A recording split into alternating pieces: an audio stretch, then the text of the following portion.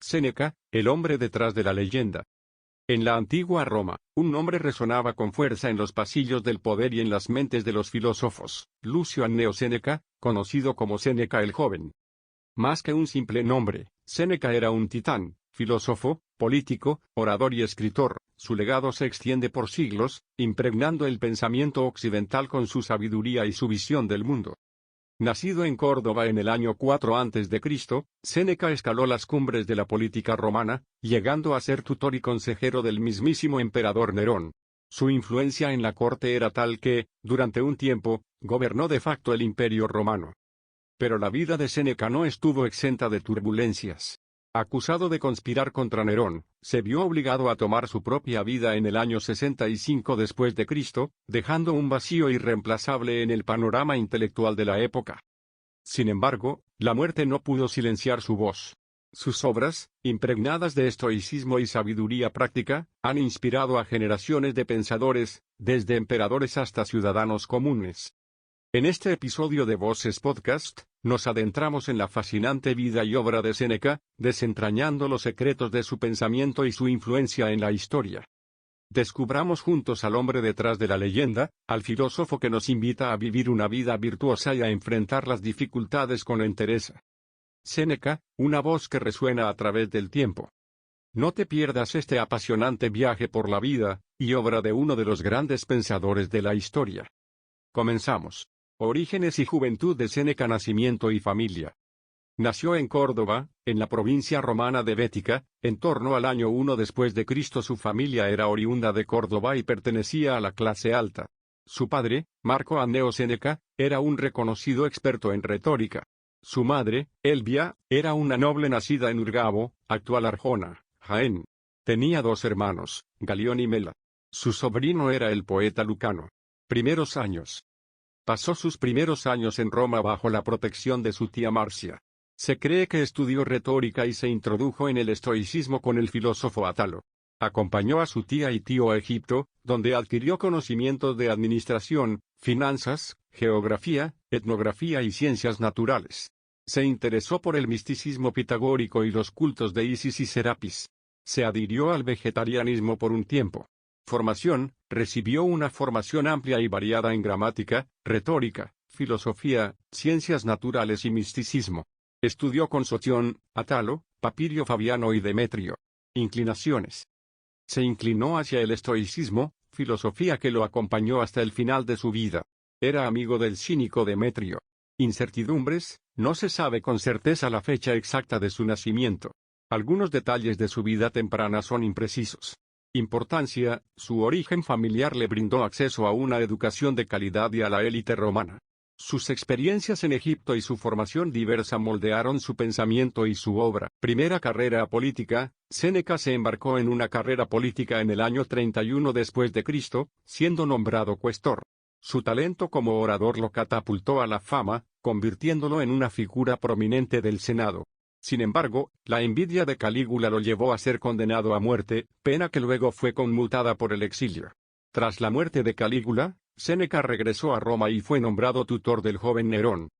Ascenso al poder: con la ascensión de Nerón al trono en el año 54 después de Cristo, Séneca se convirtió en uno de sus principales consejeros junto a Sexto Afranio Burro. Gozó de gran influencia durante los primeros años del reinado de Nerón, conocido como el Quinquenio Feliz. Séneca ocupó cargos de gran importancia, como cónsul suffectus en el año 55 después de Cristo. Un legado complejo. La relación entre Séneca y Nerón se fue deteriorando con el tiempo. Séneca se vio obligado a retirarse de la vida pública en el año 62 después de Cristo. Fue acusado de conspirar contra Nerón, y obligado a suicidarse en el año 65 después de Cristo. Gobierno del Imperio Romano. Busto imaginario de Séneca en mármol, elaborado en el siglo XVII. Museo del Prado. Durante los 8 años siguientes, Séneca y Burro, a quienes todos los historiadores romanos consideraron las personas de mayor valía e ilustración del entorno de Nerón, gobernaron de facto el Imperio Romano. Dicho período destacaría, a decir del propio emperador Trajano, por ser uno de los períodos de mejor y más justo gobierno de toda la época imperial. Su política, basada en compromiso y diplomacia más que en innovaciones e idealismo, fue modesta pero eficiente. Se trató en todo momento de refrenar los excesos del joven Nerón, al tiempo que evitaban depositar gran poder real en manos de Agripina. Así, mientras Nerón se dedicaba, siguiendo las instrucciones de Séneca, a un ocio moralmente aceptable, Séneca y Burro se hicieron con el poder, en el que promovieron una serie de reformas legales y financieras, como la reducción de los impuestos indirectos, persiguieron la concusión, es decir, la corrupción de los gobernadores provinciales, llevaron a cabo una exitosa guerra en Armenia a las órdenes de Corbulón, que instituyó el protectorado romano en aquel país y se mostró, a la larga, fundamental para la salvaguarda de la frontera oriental del imperio. Se enviaron, a instancias de Séneca, expediciones para dar con las fuentes del río Nilo. Vale notar que ni Burro ni Séneca ocuparon, durante este período, cargo institucional alguno, más allá del de senadores, por lo que ejercieron el poder desde detrás del solio imperial, como meros válidos y consejeros del joven César, que al parecer tenía en alta estima a su tutor. Sin embargo, conforme Nerón fue creciendo, comenzó a desembarazarse de la benigna influencia de Séneca, de tal forma que, al mismo tiempo que el ejercicio del poder iba desgastando al filósofo, comenzaba a perder influencia sobre su pupilo Nerón.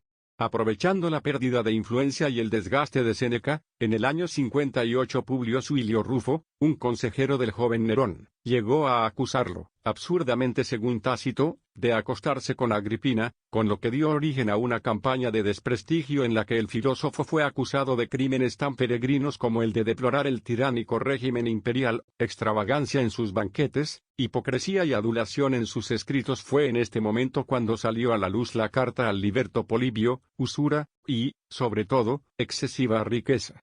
De hecho, la riqueza de Séneca en este período alcanzó la categoría de proverbial, cuando el poeta Juvenal habla de los grandes jardines del inmensamente rico Séneca. Es probable que la inmensa riqueza del filósofo propiciará su caída frente a Nerón, el cual no toleraría que un particular pudiera hacerle sombra en ese aspecto.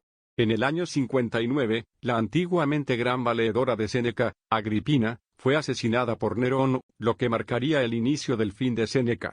Aunque posiblemente no estuvieran involucrados, Séneca y Burro tuvieron que llevar a cabo una campaña de lavado de imagen pública del emperador a fin de minimizar el impacto que pudiera tener el crimen.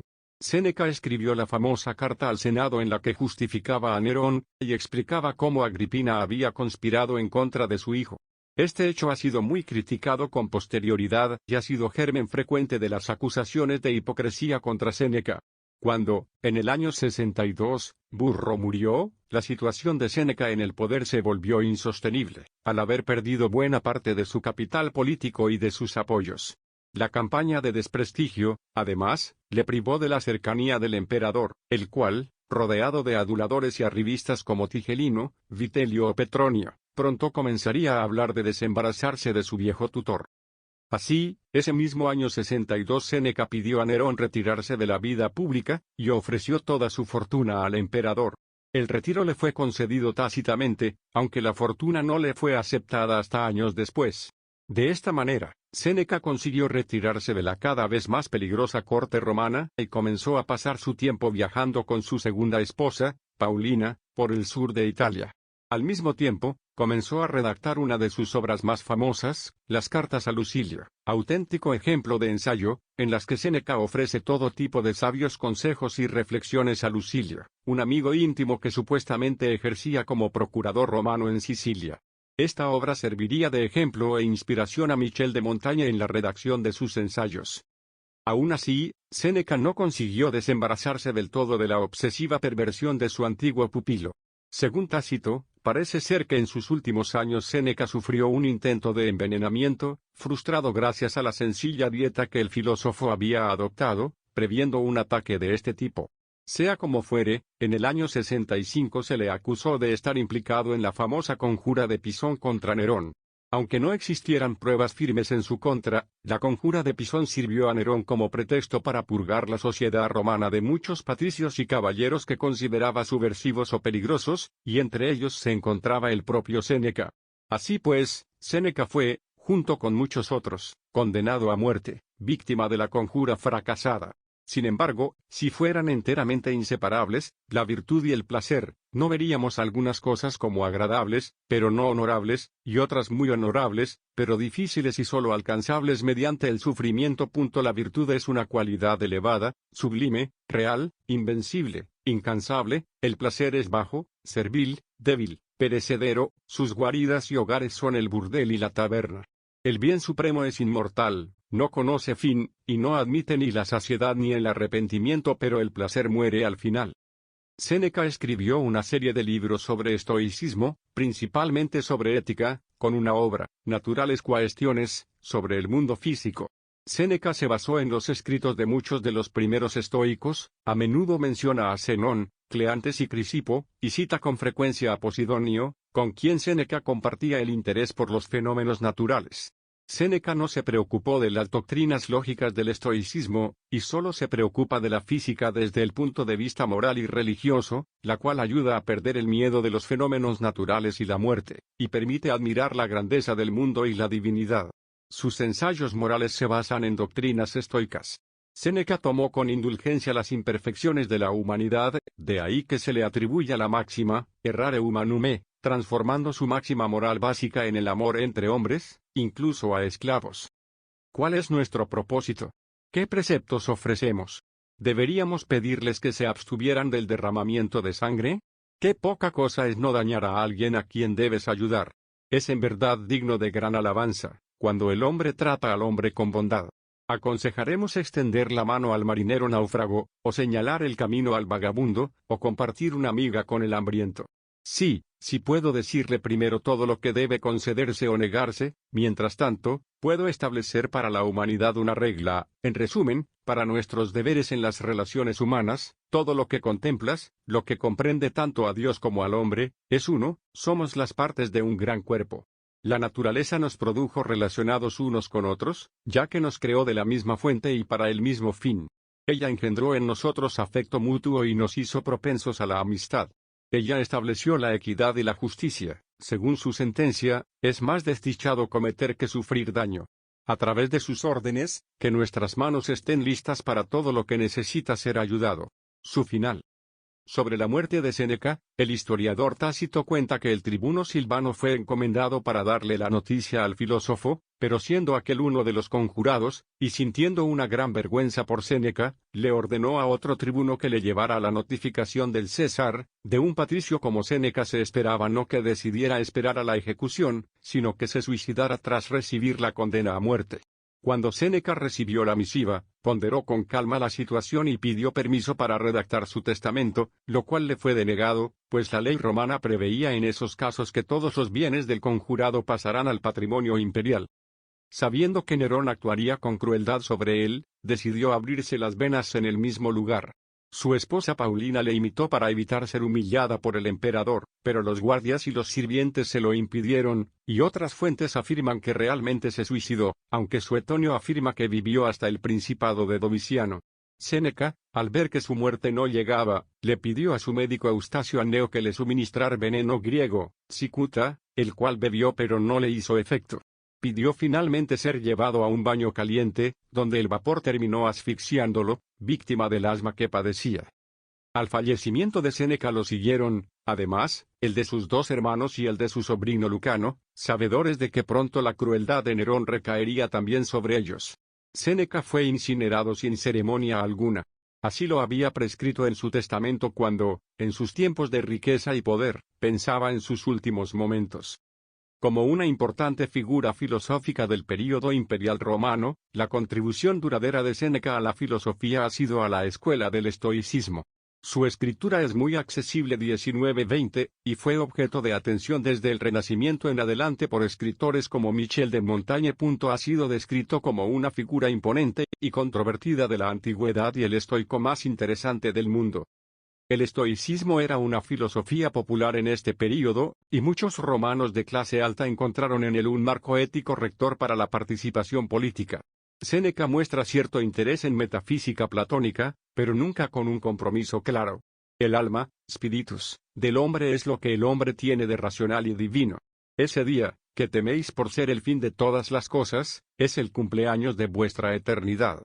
Alguna vez fue popular considerar a Séneca como muy ecléctico en su estoicismo, pero la erudición moderna lo ve como un estoico bastante ortodoxo, aunque de mente libre.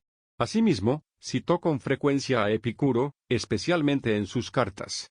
Su interés por Epicuro se limita principalmente a utilizarlo como fuente de máximas éticas. Aún así, Séneca sigue la ética de la virtud estoica frente al hedonismo epicúreo, sosteniendo la superioridad de la virtud al placer. La carta al Senado donde justifica el asesinato de Agripina, ha sido siempre vista como algo imperdonable, y de gran bajeza moral. Ante otros actos de Nerón, como el asesinato de Británico o el repudio de su primera esposa Octavia, Séneca siempre guardó un silencio que muchos han visto como cobardía e incluso aquiescencia. Las acusaciones de corrupción que acompañaron a su gobierno, que bien pudieran sostenerse si se atiende a la fabulosa fortuna que hizo en ese período, serían una prueba más de la incapacidad de Séneca para llevar a la práctica los principios estoicos que tanto admiraba. Sin embargo, hay que hacer notar que la inmensa mayoría de las acusaciones que se vertieron contra Séneca fueron hechas bien por opositores políticos en vida del filósofo, por lo que su validez debe tomarse con cautela, o con mucha posterioridad a la muerte del mismo, de manera que muy posiblemente las debilidades de Séneca fueran en realidad mucho menores que las que en apariencia fueron. Sea como fuere, Séneca ha pasado a la posteridad como uno de los más tristes ejemplos de un hombre que falló en vivir según sus propios ideales. En la actualidad, los medioambientalistas utilizan su nombre en la expresión efecto Séneca o acantilado de Séneca para expresar que el declive de las civilizaciones es más rápido que su ascenso. Esta referencia se basa en la cita que dice: «Sería un motivo de consuelo para nuestra fragilidad y para nuestros asuntos, si todas las cosas pereciesen tan lentamente como se producen, en cambio, el crecimiento procede lentamente, la caída se acelera». Lucio Anneo Séneca, Cartas a Lucilio. Séneca, un hombre complejo, un pensador brillante, un político astuto y un maestro de la palabra. Su vida estuvo marcada por la tragedia y el éxito, la riqueza y la persecución, la sabiduría y la ambición. Sus obras discuten tanto la teoría ética como los consejos prácticos, y Séneca enfatiza que ambas partes son distintas pero interdependientes. Sus cartas a Lucilio muestran la búsqueda de la perfección ética de Séneca, y representan una especie de testamento filosófico para la posteridad. Séneca considera la filosofía como un bálsamo para las heridas de la vida. Para él, la filosofía, dice, enseña a obrar, no a hablar, siendo el sabio el educador del género humano. Las pasiones destructivas, especialmente la ira y el dolor, deben ser desarraigadas, o moderadas según la razón. Discute los méritos relativos de la vida contemplativa y la vida activa, y considera importante afrontar la propia mortalidad y saber afrontar la muerte. La muerte voluntaria es aceptable cuando el cuerpo no está en condiciones de cumplir el fin natural de la vida, la felicidad. El suicidio, pues, es válido como opción moral, al permitirnos salir de la vida dignamente cuando el individuo lo estime oportuno según su libertad, y en pleno uso de sus facultades racionales, dado que la vida no se mide según su duración, en palabras de Séneca, es necio quien vive para sufrir. Uno debe estar dispuesto a practicar la pobreza y usar la riqueza adecuadamente, y escribe sobre los favores, la clemencia, la importancia de la amistad y la necesidad de beneficiar a los demás. El universo se rige para lo mejor por una providencia racional, y esto debe conciliarse con la aceptación de la adversidad. Desde sus inicios, Séneca abrazó el estoicismo, sobre todo en su vertiente moral, y toda su obra gira en torno a esta doctrina, de la que llegó a ser, al menos en la teoría, uno de los máximos exponentes. Sin embargo, aunque en su obra se presenta siempre como estoico, ya en su propio tiempo fue tachado de hipócrita, al no ser capaz de vivir según los principios que propugna en su obra. En efecto, a lo largo de toda su vida fue acusado de haberse acostado con mujeres casadas, y si bien es cierto que muchas veces dichas acusaciones no eran más que meras calumnias, en muchos otros casos parecen haber estado bien fundadas. Además, la estrecha relación con los excesos de Nerón demuestra las profundas limitaciones de sus enseñanzas en cuanto a la templanza y la autodisciplina propias de un estoico. Igualmente, no se explicaría que un verdadero estoico escribiera las cartas que desde su destierro en Córcega envió a Roma rogando, de la forma más servil y humillante, por su perdón. En su calabasificación de Claudio ridiculizó algunos comportamientos y políticas del emperador Claudio que cualquier estoico habría aplaudido, con lo que se demostró que colocaba sus principios al servicio de Nerón, al denostar a Claudio al tiempo que proclamaba que Nerón sería más sabio y longevo que el legendario Néstor. En esta obra presenta una crítica hacia la deificación de los humanos, y pone como claro ejemplo el caso de Claudio, y aprovecha la ocasión para criticarlo y ridiculizarlo. Su legado, una vasta obra que abarca filosofía, política, ética, ciencia y literatura. Sus ideas sobre la virtud, la felicidad y la vida estoica siguen inspirando a personas de todo el mundo. Su muerte, un suicidio forzado por un emperador cruel, un final trágico para una vida llena de altibajos. Pero la muerte no pudo silenciar su voz ni apagar su luz. Séneca, un gigante intelectual cuya influencia se extiende por siglos. Un ejemplo de la grandeza y la fragilidad del ser humano. Esperamos que este video te haya permitido conocer mejor la vida y obra de Séneca. No te olvides de suscribirte a nuestro canal para más contenido sobre historia, filosofía y cultura. Hasta la próxima.